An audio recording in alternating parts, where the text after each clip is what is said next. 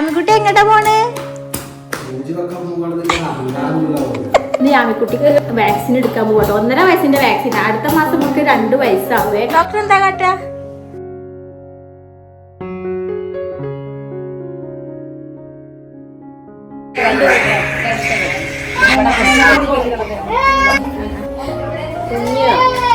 സുന്ദരി കുട്ടിയല്ലോ.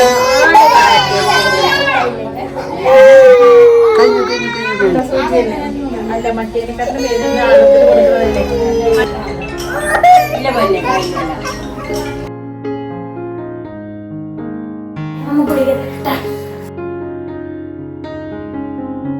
പോളിയോകൾ ഇതാ കിടക്കണം.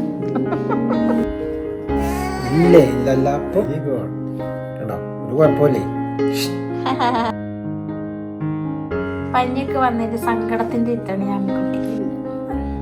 ഗുളിക കുടിക്കും. ഗുളിക കുടിക്കുമ്പോ ശരി കുട്ടിക്കാർ